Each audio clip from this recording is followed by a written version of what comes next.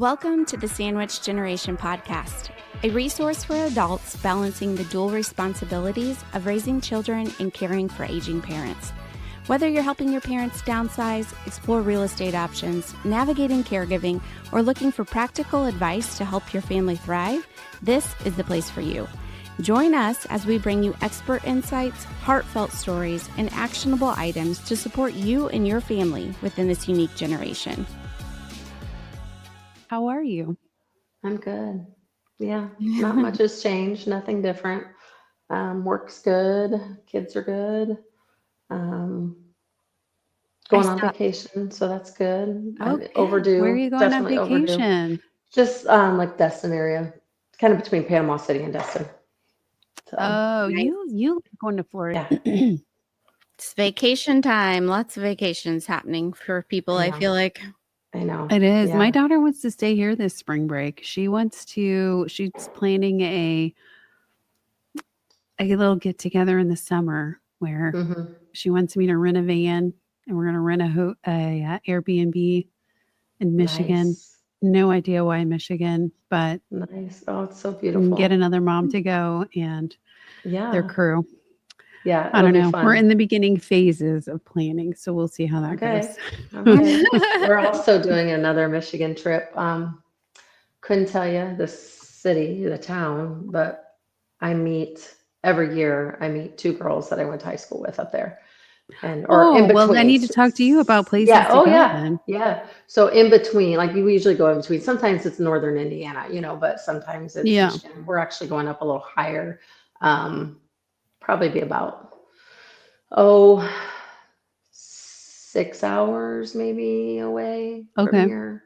But it's right on Lake Michigan, which will be cool. Because normally we just get like an inland lake, just something that's like in the but we're gonna go right on Lake Michigan this time. So, and it's hard to find if you're taking your RV or whatever, that's different. But if you try to find a place on Lake Michigan, you've got to book. Really? In advance? At least a year in advance, yeah. There's a national park up there. You have to take a ferry to get out to. Isle something. Royal. Yeah. Royal. Yeah. Yeah. Have you been? I have not, but my girlfriend did. She and her family actually hiked the whole island and camped in a tent, like carried all their stuff and camped. And it's challenging. There's a lot of stuff there that, it was cool. I mean, it was one of her favorite things. Yeah. Yeah. So, but they do that The a only lot. So. one that sounds horrible. Sara, it is my jam. The only other one that is similar to that is Dry Tortugas off of Key West, which my daughter and I did last year.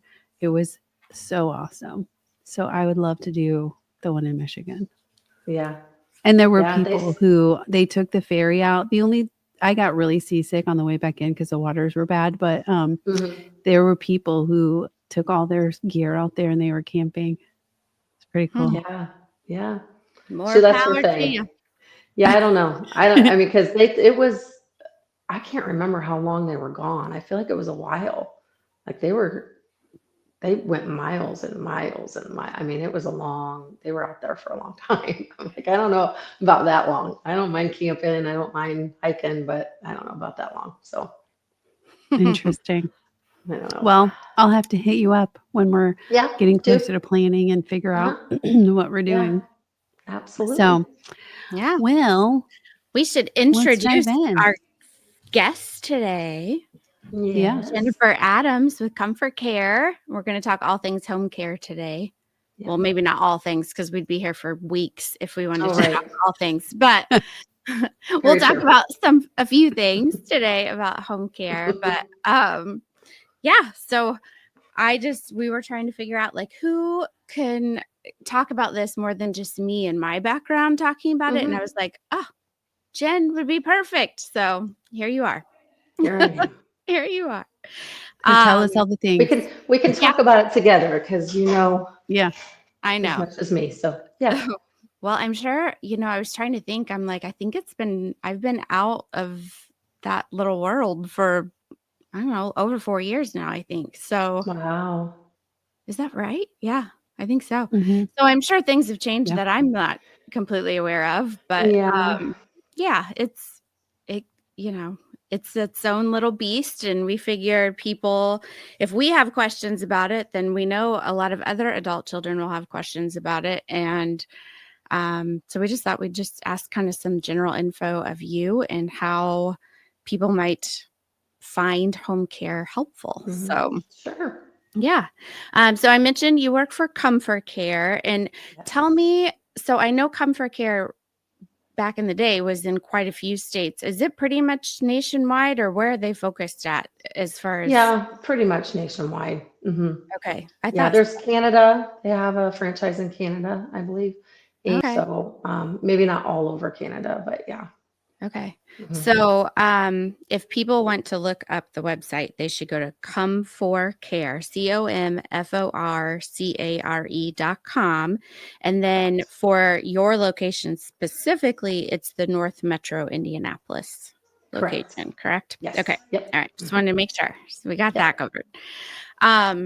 So yeah, I have all kinds of questions I can start with, but Lisa, did you have anything you wanted to start with? No, Or do you want... go right ahead. Okay. So I think people hear the terminology home care, and then they also hear home health care. And so one of the things I thought would be good to kind of differentiate right off the bat is, what is the difference between home care and home health care? Right. So often mixed up. Mm-hmm. People refer to home care as home health quite a bit.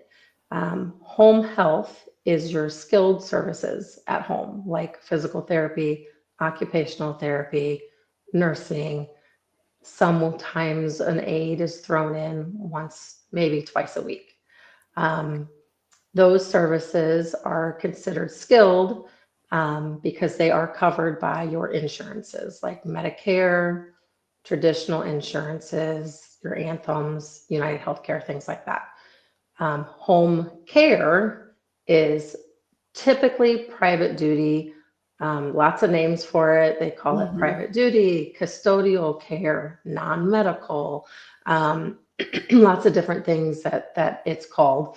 But it's generally speaking considered not skilled. So those insurances won't pay for those services. So you're looking at private pay. I mean, there are other ways to pay for it, and I'm sure you'll ask me about that in a different question. So, but that's basically the difference,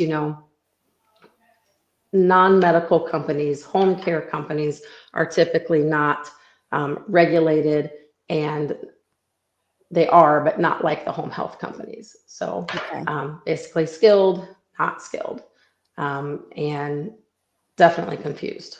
The two get confused quite a bit. Yeah. So those would be more things like, and I know that not everyone's going to know some of this terminology, but like your activities of daily living. So like getting up, getting dressed, brushing your teeth, making breakfast, like the things that we just do on our daily routine. Those are more of those things that are home care related versus home health, or skilled versus non-skilled. Correct. Okay. Yes. Okay. All right. Just want to make sure. Yep. You are correct. Yes. Okay. So I know that you mentioned the insurance, covered by insurance. Most home care is going to be private pay for the most part, unless they have some of the other like government assisted funding available. So do you at ComForCare, do you service obviously private pay clients, but then do you have other clients that you work with that aren't covered by, or are covered by insurance, not private pay? So basically the payer sources that we accept, private pay, obviously, Medicaid is another source, not to be confused also with Medicare. Medicaid does cover our services. Medicaid considers our services a skilled need, where Medicare does not. So we are able to service folks that do have Medicaid. So we can come in. It's a different process. Obviously, there's more things involved in getting them the services. Private pay is private pay. They can start whenever we can start staffing them. It's just private pay.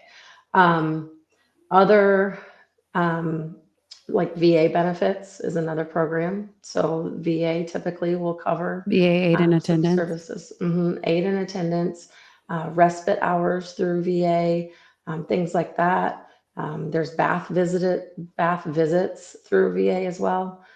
So as long as they have qualified through the VA for those services, then we're able to accept that as well.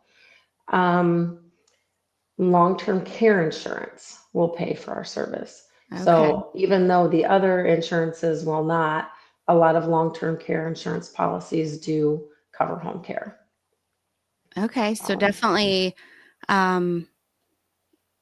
long-term care insurance, I think, is one of those things that people oftentimes will think, I'm just going to stop paying for that because it's expensive and it's not, I'm not using it or whatever. But if you were to need it for services, I know just from my past experience, it can be very helpful in paying for some of those things. But so the VA, so if you're a veteran, and then I believe if you're the spouse of a veteran, that you would potentially qualify for some of those services. So that would probably be a really great thing to mention, that if your parent or loved one is served in our forces, that they should maybe kind of check into what they might qualify for. Medicaid obviously is going to differ state by state as far as what they cover and wouldn't cover. So that would be something,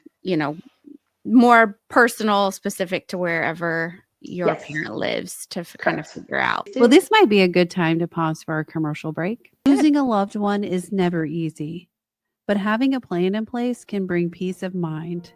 That's where Indiana Funeral Care comes in. That's right. Whether you're pre-planning for yourself or making arrangements for a loved one, Indiana Funeral Care offers compassionate, affordable, and personalized services to honor every life in a meaningful way. And they don't just handle traditional funerals. They offer cremation services, military honors, and even customized celebrations of life, because saying goodbye should be as unique as a life lived. With locations in Indianapolis and Greenwood, their team is here to guide you through every step with care and respect, so you can focus on what matters most, your family. Visit indianafuneralcare.com to learn more about pre-planning options and how they can help you create a beautiful farewell for your loved one. Indiana Funeral Care, because saying goodbye should be about love, not stress. Thank you, Indiana Funeral Care. Yes, thanks for being a podcast sponsor.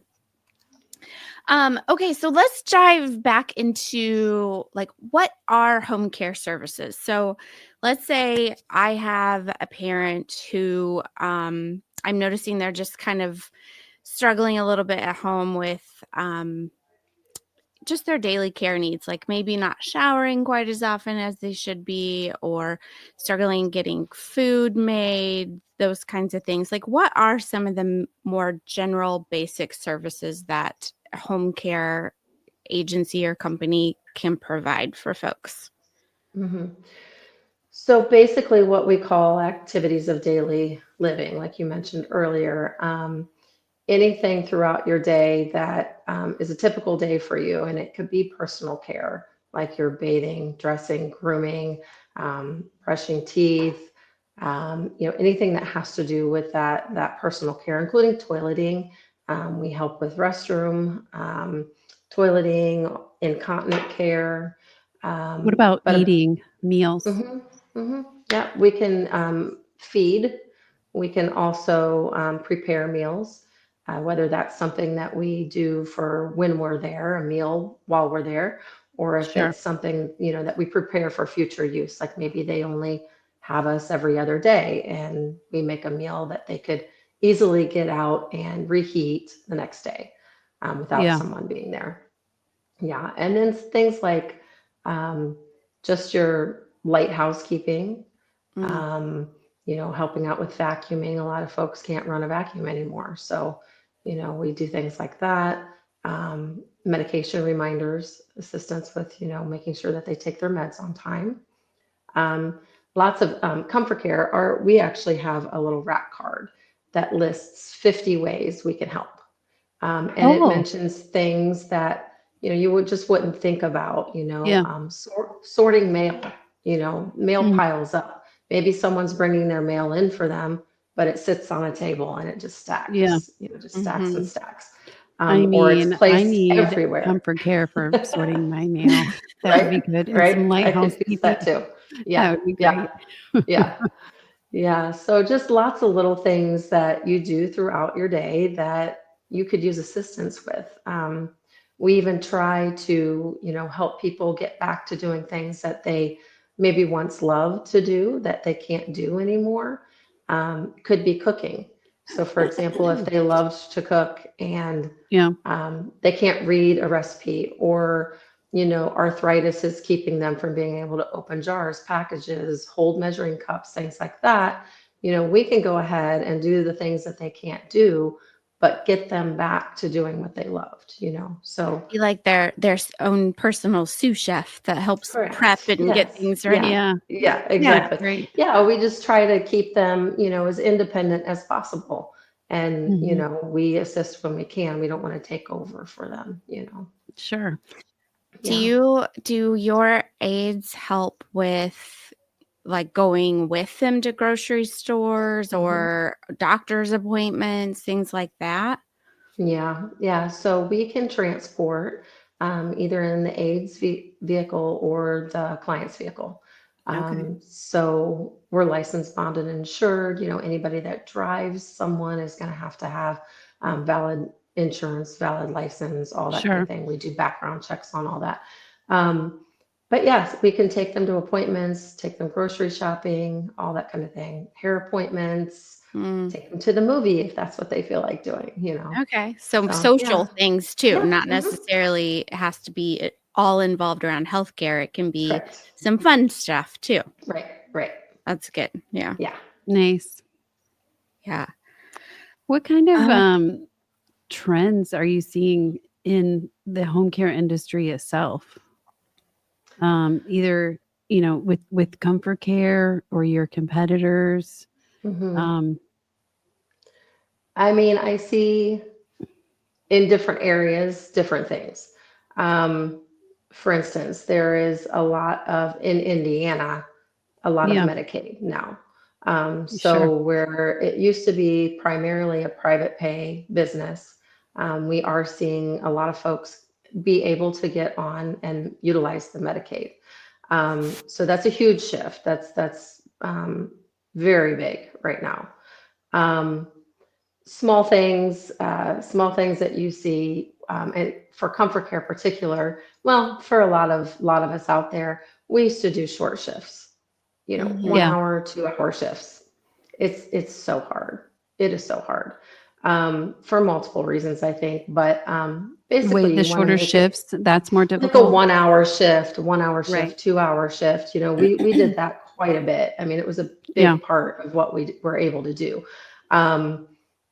It's so difficult now. We need to make it worth the caregiver's time to go out for 1 hour or 2 hours. And these caregivers understandably don't want to do that. So we do it kind of on a case by case basis. Maybe the caregiver has a client nearby that they go to after, and they don't mind stopping by this client for an hour before seeing their next one. That kind of thing. But because of that, a lot of companies have gone to weekly minimums, which wasn't a thing, when I first started here at ComForCare. Those things we could do 2 hours a week if that's all they wanted, but now a lot of companies have switched to having a minimum of 12 hours or 20 hours a week. We don't have a weekly minimum. We do try to do a 4 hour minimum. But again, that could be just a couple days a week if that's all they need. So those types of things are a little bit different than what it used to be. Yeah. I mean, I'm sure it's definitely changing. I think that was one thing that I felt like, when you are utilizing home care services, they're a team and they're an agency that might come in and help you, but like they're part of your team, and it really has to be a full team effort. Family has to be involved, client has to be involved, the actual caregiver needs to be on that team, and you're working together to make this successful. Right. That's can be challenging for some people, especially we're trying to educate the adult child, and we have a lot of our clients that Lisa and I work with where those adult children don't live in the same state as their parents. Right. And so that's where having some services like home care can be really helpful. But it's still part of a full cohesive team. It's not, they can't come in and solve just all the problems kind of thing. Right. So. Right. Definitely. Lots of team players involved in caring for our aging loved ones. Because of the lack of affordable housing for seniors or senior care, are you guys seeing sort of an uptick in patients? Yeah, I would say so, on both sides, because there are a lot of facilities here in Indiana now that are going Medicaid. So we see an uptick in that where we are able to also provide care, even if they're paying for, if Medicaid's paying for their stay in a community, it's generally under the waiver. And so we can come in under their traditional Medicaid, under a different program called PA or prior authorization, and assist while they're there in the community. So that has risen as well. Sure. But also, so I'm just playing devil. I'm playing like Mhm. I'm an adult child. I don't know any of this Yeah. stuff. Why Yeah. would my loved one be in a senior community and still need home care from Great somebody question. like that? Right. Because, and I don't want to anger anyone that's in a facility, working in a facility, or trying to, but and they know they can't do it all. They can't be there for someone 24/7. So it's The basic. resident, It's to supplement the care that maybe a community cannot provide one-on-one. communities typically are short-staffed. That's Sure. everywhere. That's not anything against one particular community, but a lot of them are short-staffed. I feel like the people who are moving to communities are higher need. Sure. So way back when people were moving into assisted living, it was almost concierge, like it was very, people really wanted to move in. They didn't have a lot of needs, but gosh, I get rides to, we go places, we go out to eat, we do things, and now I think people are waiting so long, and the people that go into communities have higher needs, and the staff just can't take care of them. An example would be someone takes 2 hours in the morning to get up and dressed and showered and ready for their day. An aide cannot spend 2 hours with one resident. No. So that's where, if someone has that higher need, we can come in and bridge that gap. That's where they would have more like, if with the home care agency coming in, they're getting more of that individual one-on-one care. Whereas if they are relying on the community staff or the facility staff to do that, it's, they have 10 patients they're supposed to get up that morning, and they can't, So a few people are going to be waiting for a while. Yeah. That would be aid in there. Yeah.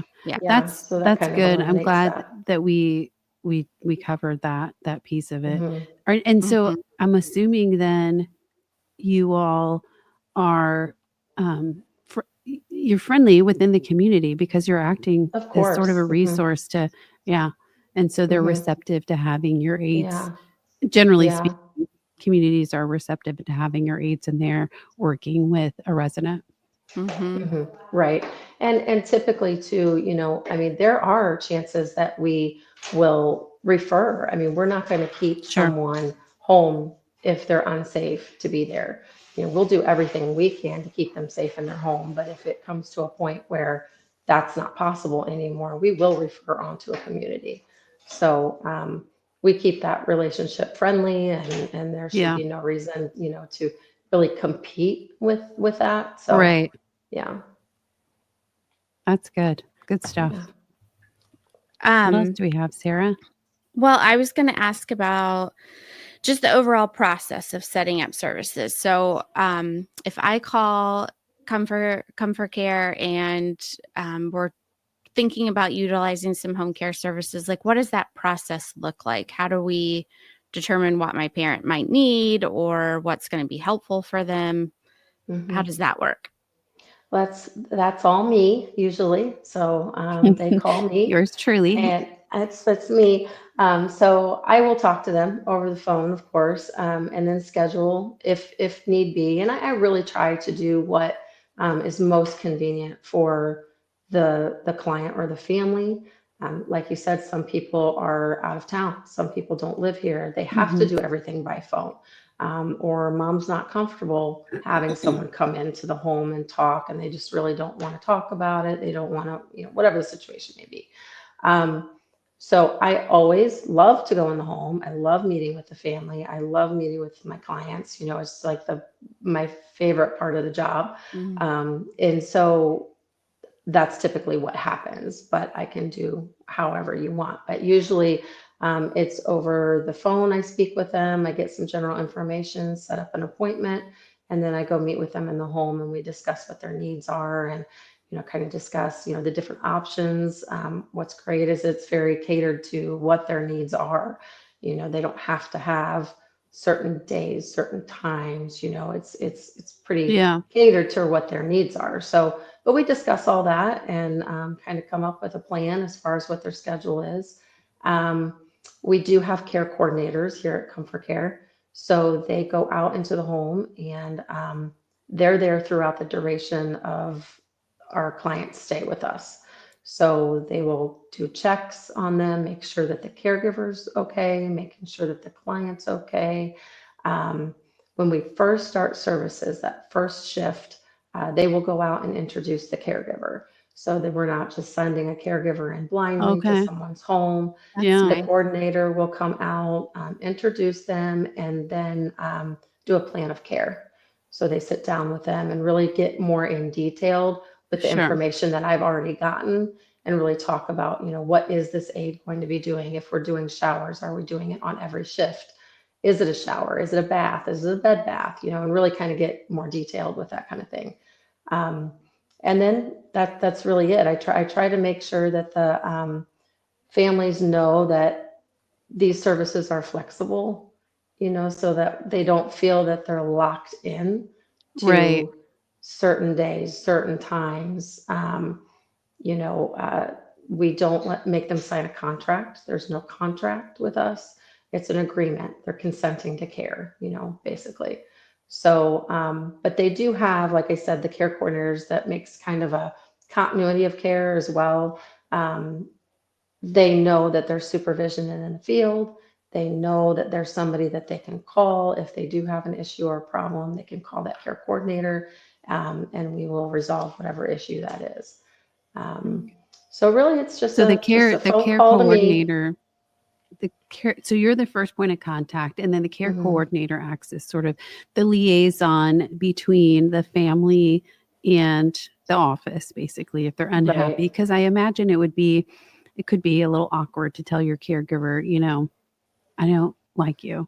Or whatever, or whatever it might be. it will probably happen. Not everybody's going to jive with every caregiver. And it doesn't. And that's why we tell them, I always tell them, if you're unhappy, we want to know about it. We can't fix it if we don't know. Right. Yeah. And it could be something as easy or small, I guess, as my caregiver talks nonstop, whole shift. Won't shut up. Just talk.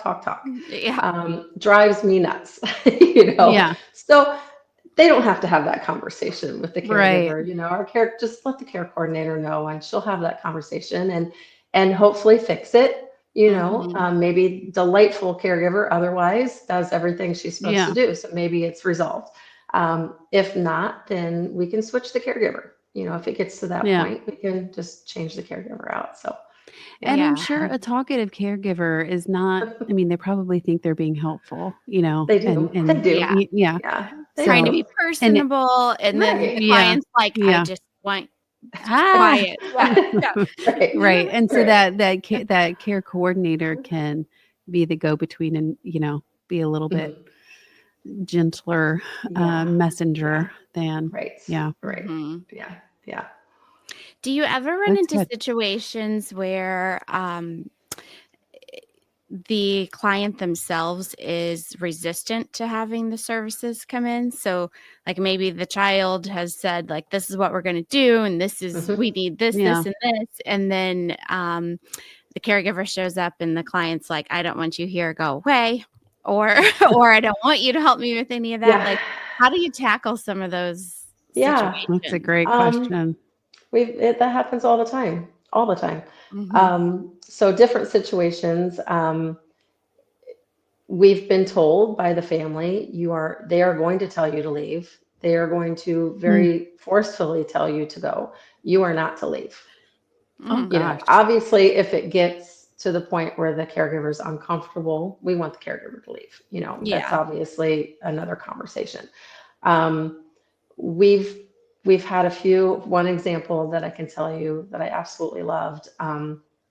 Mom did not want anyone in there. She thought she was fine. She didn't need anything, but she did have dementia, and definitely needed someone in there to help her. But she, in her day, was a piano teacher. And so we disguised our caregiver as a student.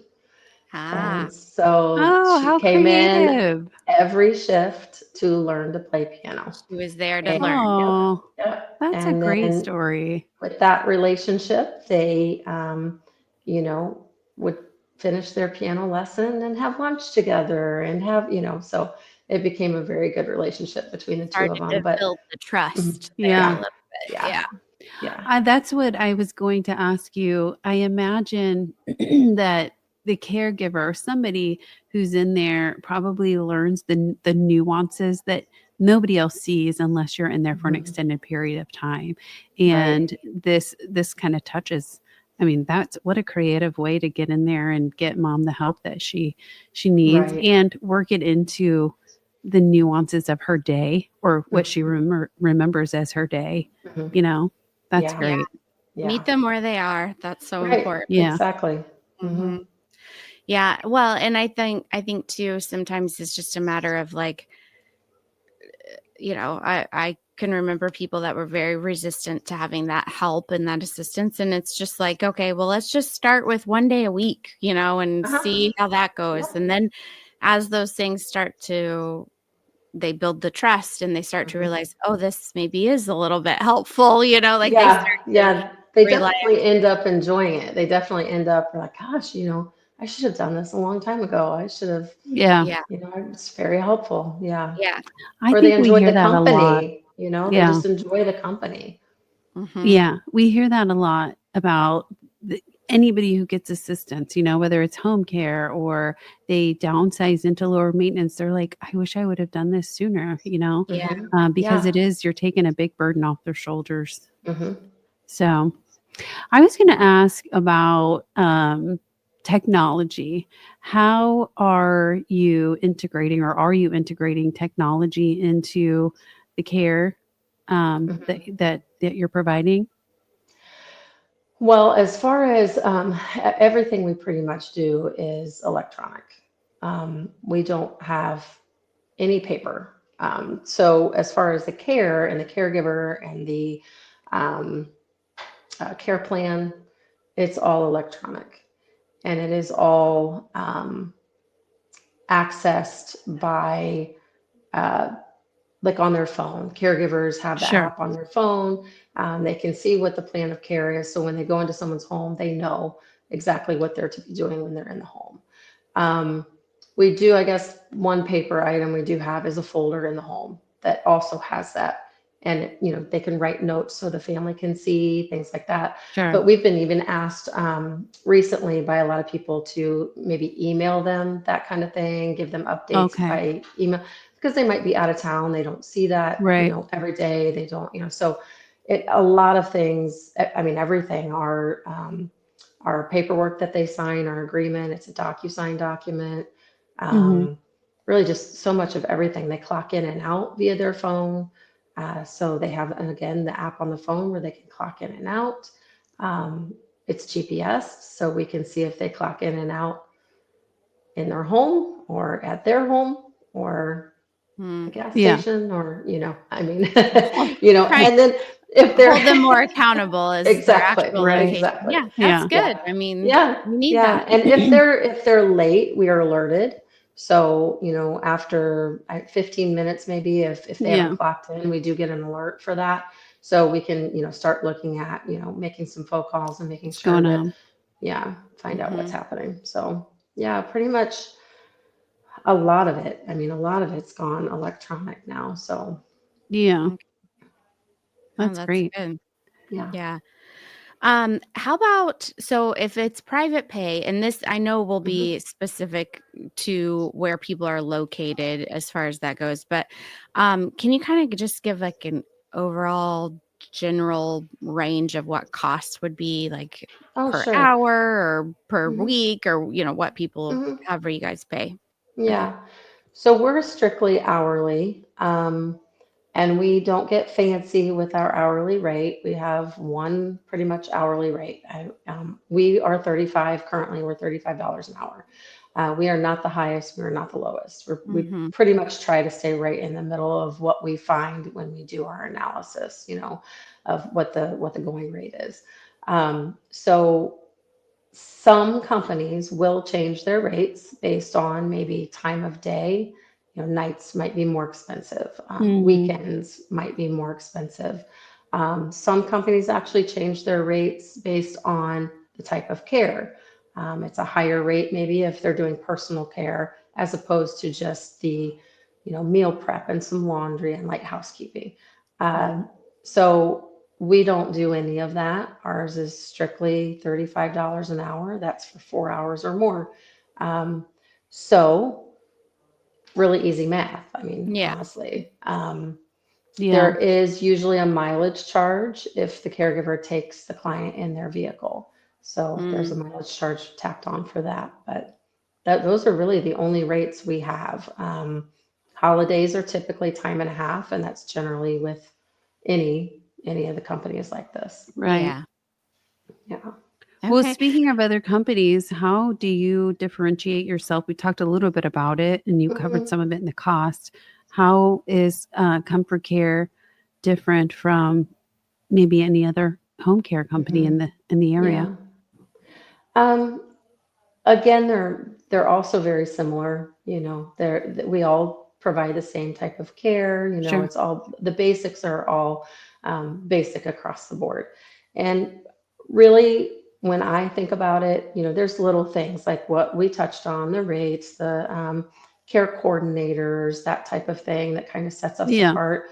But honestly, I feel that it is, it's our owners, to be quite honest. It's our owners and it's our staff.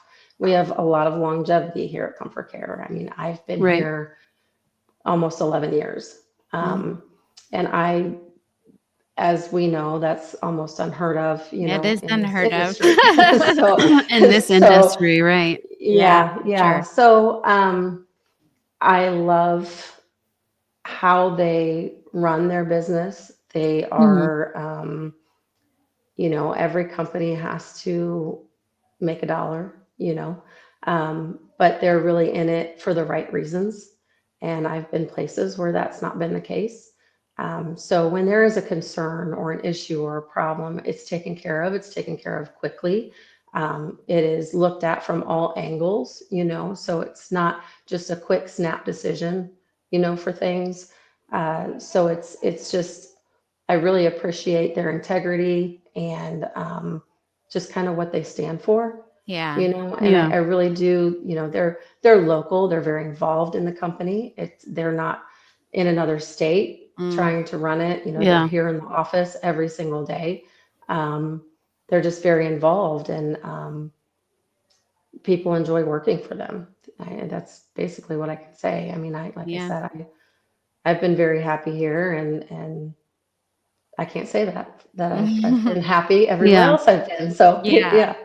No, I think that's a huge differentiating factor. I think you see home care companies pop up everywhere. Just in our office space alone, there's a bunch of random home care companies. Yeah, we have a lot of random home care companies in our building, and I'm like, and they're there one day and gone the next, and it's like, okay, so it is seen. I think it is seen as like a quick entrepreneurial endeavor that is, a quick buck. And that part you said about, they're in it for the right reasons, that's very important. And you all know, I mean, both of you know, we all know that in the industry, you can kind of tell who's in it for the right reasons and who is not.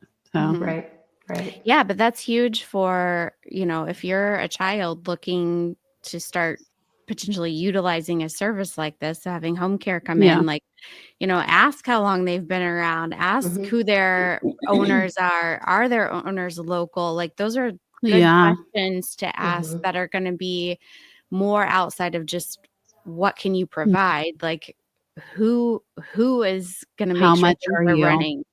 Yes. Right. I think those are the good questions. Yeah. Really I had one other quick question about, like, I hear a lot of times where families are debating on whether they should just hire their own independent caregiver versus home care agency. And so can you talk a little bit about why a home care agency is going to be, this is in my opinion, it doesn't have to be everyone's opinion, but in my opinion, a little more reliable. We're licensed, bonded, and insured. I mean, it comes down to that.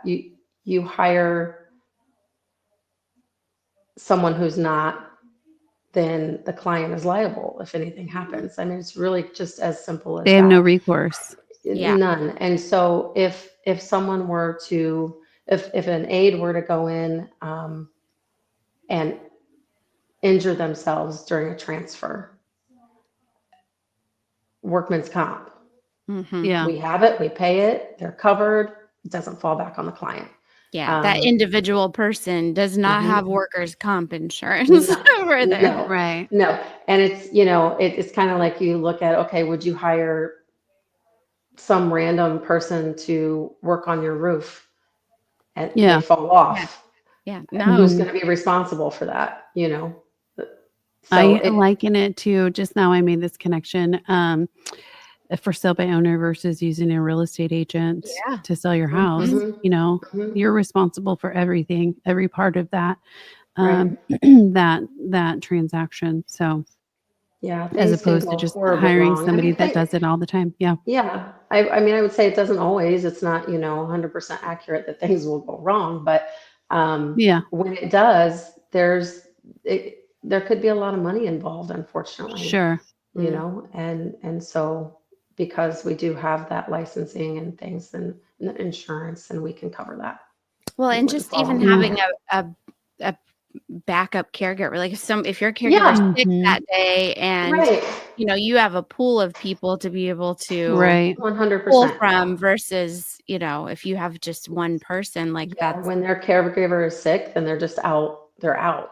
When we have someone that can't make it in for whatever reason that can be, we can be on the phone. We have, over 200 caregivers. I was going to say probably a ton. Wow. That's amazing. Maybe more. It's probably grown more than that, but last I checked. So yeah. I think that's important to differentiate between for families if they're figuring that out. So sure. Yeah. Anything that you feel like people should know about home care, Jennifer, that we haven't asked you about? Not that I can really think of. Just, I mean, we've covered so much, and it's just, I feel like maybe people are finding out more about it now. I feel like for so long it's been something that people didn't even know was out there, Sure. and again, just like with communities, people wait and wait and wait, to start something like this. And, they should know that, like you said earlier, they can do 1 day a week and start, Mhm. they don't have to go full force and do 7 days a week and have some stranger in their home. Yeah. And Yeah. yes, and with that note too, the consistency of a caregiver is very important. So that is something we strive Right. for. If they have a set schedule, if they're going to do Monday, Wednesday, Friday, same time, we'll have the same caregiver in there. That's our goal. Mhm. It's very important for both the caregiver and the client to have that continuity. So Yeah, that's yeah, super that's important. really. Well, this All has right. been very enjoyable and very informative. Yeah. Well, once again, you can go to ComForCare.com and see if there might be a ComForCare near you, or here locally, the North Metro Indianapolis location. If you want to talk to Jennifer herself, you can call there. But Yes. and if there isn't a ComForCare, there are other Mhm. reputable, reliable home care companies, and so I think just, people need to do their research, ask their questions, and see what options might work for their family and loved ones. So, Mhm. Yeah. I agree. cool. Well, thanks for your time Cool. today. Thanks for having me. I appreciate it. Yeah. All right. All right. We'll talk to you later.